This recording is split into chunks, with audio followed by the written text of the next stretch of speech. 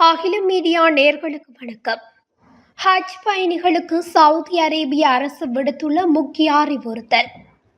ஹஜ் பயணம் மேற்கொள்வோருடன் இனி குழந்தைகள் அனுமதிக்கப்பட மாட்டார்கள் என்று சவுதி அரேபிய அரசு அறிவித்துள்ளதாக வெளிநாட்டு ஊடகங்கள் செய்தி வெளியிட்டுள்ளன. பக்தர்களின் பாதுகாப்பு மற்றும் நெரிசலில் சிக்குவதை தவிர்க்கும் வகையில் இந்த நடைமுறை மேற்கொள்ளப்பட உள்ளது. அந்த வகையில் 2025ஆம் ஆண்டில் ஹஜ் புனித பயணத்துக்காக தங்கள் நாட்டுக்கு வரும் மக்களுக்கான புதிய விதிமுறைகளை சவுதி அரேபிய அரசு அறிவித்துள்ளது.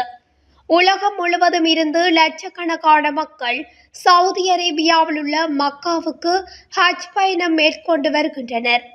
இந்நிலையில் ஒவ்வொரு நாட்டுக்கும் என குறிப்பிட்ட எண்ணிக்கையிலான யாத்ரீகர்களுக்கு ஆண்டுதோறும் ஹஜ் பயணத்திற்கான அனுமதி அளிக்கப்பட்டு வருகிறது.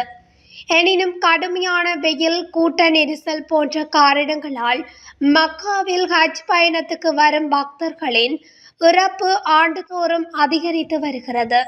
இதனை கட்டுப்படுத்தும் வகையில் புதிய விதிகள் கொண்டுவரப்பட்டுள்ளன. அதன்படி 2025ஆம் ஆண்டு ஹஜ் பயணத்தின் போது யாத்ரீகர்களுடன் குழந்தைகள் செல்ல அனுமதி இல்லை என்று சவுதி அரேபிய அரசு தெரிவித்துள்ளது.